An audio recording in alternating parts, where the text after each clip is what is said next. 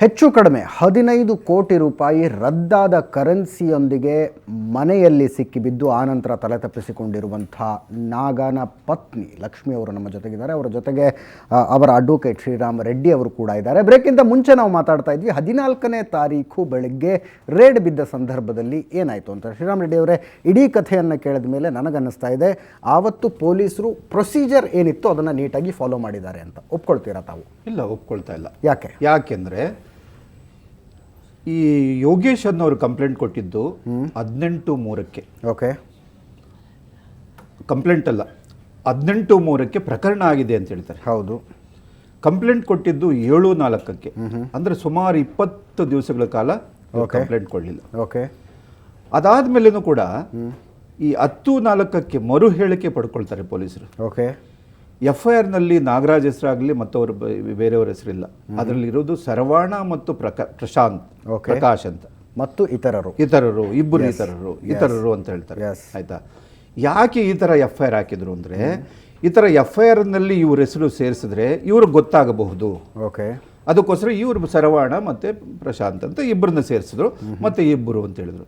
ಮತ್ತೆ ಮರು ಹೇಳಿಕೆ ಪಡ್ಕೊಂಡಿದ್ದು ಯಾವತ್ತು ಅಂದ್ರೆ 10/4. 7ನೇ ತಾರೀಕು ಕಂಪ್ಲೇಂಟ್ ಕೊಟ್ಟಿದ್ದು 10/4 ಮರು ಹೇಳಿಕೆ ಪಡ್ಕೊಂಡ್ರು. ಮರು ಹೇಳಿಕೆ ಪಡ್ಕೊಂಡ್ರಲ್ಲಿ ಅಲ್ಲಿ ನಾಗರಾಜ್ ಮತ್ತೆ ಗಾಂಧಿ ಹೆಸರನ್ನು ಸೇರಿಸಿದ್ರು. ಮರು ಹೇಳಿಕೆ ಪಡ್ಕೊಂಡ ದಿವಸನೇ ಸರ್ಚ್ ವಾರೆಂಟ್ಗೆ ಅಪ್ಲೈ ಮಾಡಿದ್ರು. ಸರ್ಚ್ ವಾರೆಂಟು 10/4 ಸಿಕ್ತು. 10/4 ಸಿಕ್ಕಿದ ಮೇಲೆ ಇದು ರೈಡ್ ಮಾಡಿದ್ದು ಯಾವತ್ತು, ಸರ್ಚ್ ವಾರೆಂಟ್ ತಗೊಂಡು ಹೋಗಿದ್ದು ಯಾವತ್ತು 14ಕ್ಕೆ. ಅಂದ್ರೆ ಸುಮಾರು 3-4 ದಿವಸ ಗ್ಯಾಪ್ ಇತ್ತು. ಈ 3-4 ದಿವಸ ಗ್ಯಾಪ್ ಯಾಕಿದೆ ಅನ್ನೋದು ಒಂದು ಡೌಟ್ಫುಲ್. ಯಾಕೆ 3-4 ದಿವಸ ಏನು ಮಾಡಿದ್ರು? ಸರ್ಚ್ ವಾರೆಂಟ್ ತಗೊಂಡ್ಮೇಲೆ ನಾನು ಬರ್ತೀನಿ, ಇಲ್ಲೊಂದು ವಿಷಯ ಕ್ಲಾರಿಫೈ ಮಾಡ್ಕೊಂಡು ಮುಂದೆ ಹೋಗ್ಬಿಡ್ತೀನಿ. ಒಬ್ಬ ಪಳಗಿದ ವಕೀಲನಾಗಿ 10 ಹಲವು ಕೇಸ್ಗಳನ್ನು ನೀವು ಕೂಡ ನೋಡಿದ್ದೀರಿ. ಹೌದು.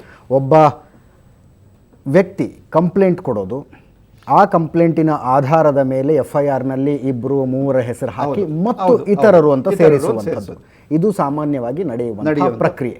ಒಪ್ಕೊಳ್ತೀರಾ ತಾವು? ಹೌದು. ಅದು ಇಲ್ಲೂ ಕೂಡ ಆಗಿದೆ. ಹೌದು. 10ನೇ ತಾರೀಖಿನ ದಿನ ಆ ವ್ಯಕ್ತಿ ಮರು ಹೇಳಿಕೆಯನ್ನು ಕೊಡ್ತಾರೆ. ಹೌದು. This is not a rare thing.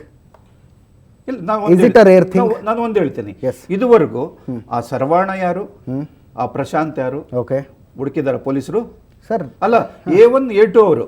Okay, A1 and A2 ಅವ್ರ ಮನೆ ಎಲ್ಲಿದೆ, ಅವ್ರು ಯಾರು, ಈ ಯೋಗೇಶ್ ಕರ್ಕೊಂಡೋಗಿ ಎಲ್ಲಿದ್ದಾರೆ ಇವರಂತ ಹುಡುಕಿದಾರ? ಇಲ್ಲ. ಇಂಥ ಕೇಸ್ ಆಗೇ ಇಲ್ಲ ಅನ್ನೋ ತರ ಮಾತಾಡ್ತಿದ್ದೀರಿ. ಒಂದು ನಿಮಿಷ, ನಾನು ಎಲ್ರಿಗೂ ನಮ್ಮ ವೀಕ್ಷಕರೆಲ್ರಿಗೂ ಅರ್ಥ ಆಗುವಂತ ಉದಾಹರಣೆ ಕೊಡ್ತೀನಿ. ಪಾಲಾರ್ ಬಾಂಬ್ ಬ್ಲಾಸ್ಟ್ ಅಂತ ಆಗುತ್ತೆ. ಆರೋಪಿ ನಂಬರ್ 1 ವೀರಪ್ಪನ್ ಸಿಕ್ಕಿಲ್ಲ. ಹಂಗಂತ ಉಳಿದ ಆರೋಪಿಗಳ ಮೇಲೆ ಕ್ರಮ ತಗೋಬಾರ್ದ ಪೊಲೀಸರು? ತಗೋಬಾರ್ದು ಅಂತ ನಾನು ಹೇಳ್ತಾ ಇಲ್ಲ. ನಾನು ಹೇಳ್ತಾ ಇರೋದು 7ನೇ ತಾರೀಕು FIR ಆಯ್ತಲ್ವಾ, 7ನೇ ತಾರೀಕು FIR ಆಗಿ 14ನೇ ತಾರೀಕು ಇವ್ರು ರೈಡ್ ಮಾಡಿದ್ರು. ಹೌದು. ಅಂದ್ರೆ 1 ವಾರ. ಹೌದು. 1 ವಾರದಲ್ಲಿ ಇವ್ರನ್ನ ಅರೆಸ್ಟ್ ಮಾಡಬಹುದಾಗಿತ್ತು ಸರ್. ಅರೆಸ್ಟ್ ಮಾಡಬಹುದು. ಅಥವಾ 10ನೇ ತಾರೀಕು ಸರ್ಚ್ ವಾರೆಂಟ್ ತಗೊಂಡ್ರಲ್ಲ, 10ನೇ ತಾರೀಕಿಗೆ 11ನೇ ತಾರೀಕಿಗೆ ಮಾಡಬಹುದಾಗಿತ್ತು. ಅವ್ರ ಮನೆಯಲ್ಲಿದ್ರು, 12ಕ್ಕಿದ್ರು, 13ಕ್ಕಿದ್ರು. ಮಾಡಬಹುದಾಗಿತ್ತು. ನನಗೆ ಗೊತ್ತಿಲ್ಲದೆ ಇರುವಂತಹ ಕಾರಣಕ್ಕಾಗಿ ನನ್ನ ಜನರಲ್ ನಾಲೆಜ್ ಒಂದು ಪ್ರಶ್ನೆ ಕೇಳ್ತೀನಿ. ಸರ್ಚ್ ವಾರೆಂಟ್ಗೆ ವ್ಯಾಲಿಡಿಟಿ ಅಂತ ಏನಾದ್ರು ಇರುತ್ತಾ? ವ್ಯಾಲಿಡಿಟಿ ಅಂತ ಎಷ್ಟು ದಿವಸದಲ್ಲಿ ಅಂತ ಏನಿಲ್ಲ. ನಾನು ಹೇಳ್ತಾ ಬೆನಿಫಿಟ್ ಆಫ್ ಡೌಟ್. ಕೋರ್ಟ್ಗೆ ಇದೇ ಒಂದು ಅಂಶ ಬರೋದು. ಬೆನಿಫಿಟ್ ಆಫ್ ಡೌಟ್ ಇದ್ದಾಗ ಅದು ಬಹಳ ಕಷ್ಟ ಆಗುತ್ತೆ. ಅದನ್ನ ಈಸಿಯಾಗಿ ನಾವು ಪ್ರೂವ್ ಮಾಡಬಹುದು. ಈ 4 ದಿವಸ ಏನಾಯ್ತು, ಇದಕ್ಕೆ ಒಂದು ಪೊಲೀಸರು ಎಕ್ಸ್ಪ್ಲನೇಷನ್ ಕೊಡಬೇಕಾಗ್ತದೆ. ಅಥವಾ ನಾವು ಸರ್ಚ್ ವೇಟ್ ಮಾಡ್ತಾ ಇದ್ವಾ, ಆರೋಪಿ ಇದ್ದಾನೆ ಅಂತ ವೇಟ್ ಮಾಡ್ತಾ ಇದ್ವಾ? ಯಾಕೆ ಅವರು ಒಂದು ಮಾಜಿ ಕಾರ್ಪೊರೇಟರು, ಆ ಏರಿಯಾದಲ್ಲಿ ಓಡಾಡ್ಕೊಂಡಿದ್ದವರು, ಅವ್ರಿಗೆ ಈ ಪ್ರಕರಣದ ಬಗ್ಗೆ ಗೊತ್ತೇ ಇಲ್ಲ. ಯಾವುದೇ ಕಾರಣ ಇದು ನೀವು ಯಾವಾಗ 14ನೇ ತಾರೀಕು ಸರ್ಚ್ ವಾರೆಂಟ್ ಮಾಡಿ ಹೋಗಿದ್ದಾರೆ ಪೊಲೀಸರಿಗೆ, ಆವಾಗಲೇ ಅವ್ರಿಗೆ ಗೊತ್ತಾಗಿದ್ದು. ಅದಾದ್ಮೇಲೆ ನನ್ನ ಆಫೀಸ್ಗೆ ಬಂದಿದ್ರು ಭಾನುವಾರಕ್ಕೆ ಬಂದಾಗ ನಾನು ವಕಾಲತ್ಗೆ ಸೈನ್ ತಗೊಂಡಿದ್ದೀನಿ. ಅದೇ ವಕಾಲತ್ತನ್ನು ನಾನು ಕೋರ್ಟ್ ಮುಂದೆ ಹಾಕಿರೋದು. ಆವಾಗ ನಾನು ಕೇಳಿದೆ, ಇದೇನು ನಾಗರಾಜ್ ಅಂತ ಹೇಳಿ. ಸರ್, ಇದು ಯಾರು ಯೋಗೇಶು, ಯಾವ ಹೆಣ್ಣೂರು ಪೊಲೀಸ್ ಸ್ಟೇಷನ್, ಇದೆಲ್ಲ ಯಾಕೆ? ನ್ಯಾಯಾಲಯ ತೀರ್ಮಾನ ಮಾಡುತ್ತೆ ಬಿಡಿ, ನ್ಯಾಯಾಲಯ ತೀರ್ಮಾನ ಮಾಡುತ್ತೆ. ಪೊಲೀಸರು ಚಾರ್ಜ್ ಶೀಟ್ ಆಧಾರ ಲಕ್ಷ್ಮಿ ಅವರೇ, 2 ರೀತಿಯಾದಂತಹ ವರದಿಗಳು ಬಂದವು ಅವತ್ತು. ಒಂದು, ಪೊಲೀಸರು ಬಂದು ಬಾಗಿಲು ಹೊಡೆಯೋದಕ್ಕೆ ಶುರು ಮಾಡಿದ ಮೇಲೆ ನಾಗ ಟೆರೆಸ್ ಮೇಲಿನ ಕಿಟಕಿಯಿಂದ ಹಾರಿ ತಪ್ಪಿಸ್ಕೊಂಡು ಹೋದ ಅನ್ನುವಂಥದ್ದು. ಇನ್ನೊಂದು ಹಿಂದಿನ ದಿವಸ ರಾತ್ರಿನೇ ಆತನಿಗೆ ವಿಷಯ ಗೊತ್ತಾಗಿತ್ತು ನಾಳೆ ರೇಡ್ ಬೀಳುತ್ತೆ ಅಂತ. ಆದ್ದರಿಂದ ಹಿಂದಿನ ದಿವಸ ರಾತ್ರಿನೇ ನಿಮ್ಮ ಇಬ್ಬರು ಮಕ್ಕಳನ್ನ ಕರ್ಕೊಂಡು ಅವನು ಓಡೋಗಿದ್ದ ಅನ್ನುವಂಥದ್ದು ಯಾವುದು ಸತ್ಯ?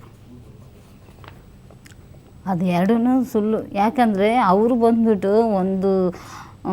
ಒಂದು ಸಮಾಜ ಸೇವಕ್ಕೆ ಮಾಡೋರು ಇದೆಲ್ಲ ರೀಪ್ಲಾನ್, ಯಾರು ರಾಜಕೀಯದವರು ಯಾರು ಏನು ಸಂಚೆ ಮಾಡಿಕೊಂಡು, ಯಾಕಂದರೆ ಚರ್ಚೆ ಮಾಡ್ತಾರಲ್ಲ ಅವಾಗ ನನಗೆ ಎಕ್ಸಾಂಪಲು ಅದು ಮಾಡೋರು ಅದರಲ್ಲಿ ಮಾಡ್ತಾ ಇರುವಾಗ ಏನು ಹೇಳ್ತಾರೆ, ಸರ್ ನಾನು ಬಾಂಬ್ನಾಗ ಮನೇಲಿ ಇದ್ದೀವಿ ಎಲ್ಲ ನಾವು ಮಾಡ್ತಾಯಿದ್ದೀವಿ, ನಾವು ಈ ಥರ ನೀವು ಹೇಳೋದು ಹೆಂಗೆ ಅಂತ ಫೋನಲ್ಲೆಲ್ಲ ಮಾತಾಡ್ತಾರೆ. ಅದು ಯಾರು ರಾಜಕೀಯ ವ್ಯಕ್ತಿಗಳು ಇದರಲ್ಲಿ ಕೈವಾಡ ಇದೆ, ಏನು ಸಮಸ್ಯೆಗಳು ಪ್ರಶ್ನೆಗೆ ಉತ್ತರ ಕೊಡ್ತಿಲ್ಲ ನೀವು. ಬಾಂಬ್ನಾಗ ರೇಡ್ ಬಿದ್ದ ದಿವಸ ಮನೇಲಿ ಇದ್ನ ಅವರು ನಿನ್ನೆ ಅವತ್ತು ಮುಂಚೆ 13ನೇ ತಾರೀಕಿಗೆ ಹೋಗ್ಬಿಟ್ರು ಬೆಳಗ್ಗೆ ಸುಮಾರು ಒಂದು 9 ಗಂಟೆಗೆ ಮೇಲೆ. 13ನೇ ತಾರೀಕು ಬೆಳಗ್ಗೆ ಹೋಗ್ಬಿಟ್ರು. 14ನೇ ತಾರೀಕಿಗೆ ಬಂದ್ಬಿಟ್ಟು ಇಲ್ಲಿ ನಡೆದಿದ್ದ ಘಟನೆ. ಅವತ್ತು ನಮ್ಗೆ ಅದೇ ಹಬ್ಬ, ಇಬ್ಬರು ಮಕ್ಕಳು, ನಮ್ಮ ಮಕ್ಕಳು ಅವರು ಕಾಲೇಜಿಗೆಲ್ಲ ಸ್ವಲ್ಪ ಏನು ವಿಷಯಗಳೆಲ್ಲ ಇರ್ತವೆ ಈ ಥರ. ಮತ್ತು ಅವನು ದೊಡ್ಡವನು ಮೆಡಿಕಲ್ ಬತ್ಮಶ್ರೀ ಕಾಲೇಜಲ್ಲಿ ಓದ್ತಾನೆ, ಚಿಕ್ಕವನು MES ಕಾಲೇಜ್ ಮಲ್ಲೇಶ್ವರದಲ್ಲಿ ಓದ್ತಾನೆ. ಅದ್ರ ಬಗ್ಗೆ ಅವನು ಹೋಗಿ ಸ್ಕಾಲರ್ಶಿಪ್ ಎಲ್ಲ ತಗೊಂಡು ಮತ್ತೆ ಅವನು ಓದೋಕ್ಕೆ ಟ್ರೈ ಮಾಡೋಕ್ಕೆ ಎಲ್ಲ ರೆಡಿ ಮಾಡ್ಕೊಂಡಿದ್ದಾನೆ.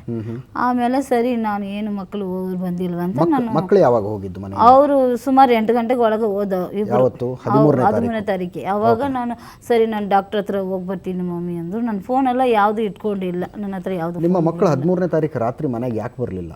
ಯಾವುದೇ ನಾನು ಎಲ್ಲೋ ಹೋಗಿದ್ದಾರೆ ಏನು ಗೊತ್ತಿಲ್ಲ ಅಂತ ನೋಡಿದೆ. ಸರಿ ಒಂದೊಂದು ಸಲ ಏನು ಮಾಡ್ತಾರೆ, ಅವ್ರ ಕಾಲೇಜ್ ಹತ್ರ ಏನಾದ್ರು ಕೆಲಸ ಇದ್ರೆ ಮುಗಿಸ್ಕೊಂಡು ಮರುದಿನ ಬರ್ತಾರೆ ಅಂತ ನಾನು ಕಾಯ್ಕೊಂಡು. ಆ ಥರ ಯಾವಾಗ ಏನಾದ್ರು ಕೆಲಸ ಇದ್ದರೆ ನನ್ನ ಫೋನ್ ಇದ್ದರೆ ಹೇಳಿರೋರು. ಹೌದ್ರೆ ನನ್ನ ಫೋನ್ ಬೇಡ ಅಂದ್ಬಿಟ್ಟೆ. ಯಾಕೋ ಒಂದು 2-3 ತಿಂಗಳು ಈ ನಡುವೆ ನನ್ನ ಫೋನ್ ಇಟ್ಕೊಂಡಿಲ್ಲ. ನನಗೇನು ಅಷ್ಟೊಂದು ನೆಸಿಟಿ ಇಲ್ಲಪ್ಪ ಅಂದ್ಬಿಟ್ಟು ನನ್ನ ಫೋನೆಲ್ಲ ಇವಾಗ ಇಟ್ಕೊಳ್ಳೋದೇ ಇಲ್ಲ ಮನೇಲಿ. ಸೊ 13ನೇ ತಾರೀಕು ರಾತ್ರಿ ನಿಮ್ಮ ಯಜಮಾನರು ಮನೆಗೆ ಬರಲಿಲ್ಲ, ಮಕ್ಕಳು ಮನೆಗೆ ಬರಲಿಲ್ಲ. ಅವರು ಅವತ್ತು ಬೆಳಗ್ಗೆ ನಾವು ಹೋಗ್ಬಿಟ್ರು. 13ನೇ ತಾರೀಕು ಏನೋ ಸ್ವಲ್ಪ ಕೆಲಸ ಇದೆ ಅಂತ ಹೋದ್ರು. ಓಕೆ.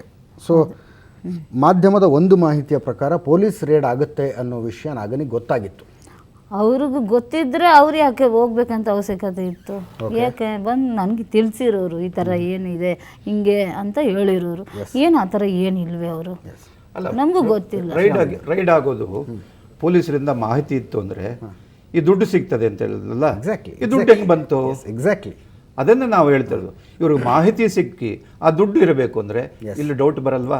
ಈ ದುಡ್ಡು ಯಾರು ಇಟ್ಟಿದ್ದು, ಎಲ್ಲಿಟ್ಟಿದ್ದು, ನಾಗರಾಜ್ ಸೇರಿದ್ದ ಅಥವಾ ಸಂಸ್ಥೆಗೆ ಸೇರಿದ್ದ, ಮತ್ತು ಇದನ್ನು ಯಾರಾದರೂ ಮ್ಯಾನಿಪುಲೇಟ್ ಮಾಡಿದ್ರ? ಇವೆಲ್ಲ ಬೆನಿಫಿಟ್ ಆಫ್ ಡೌಟ್ ಬಂದೇ ಬರ್ತದೆ.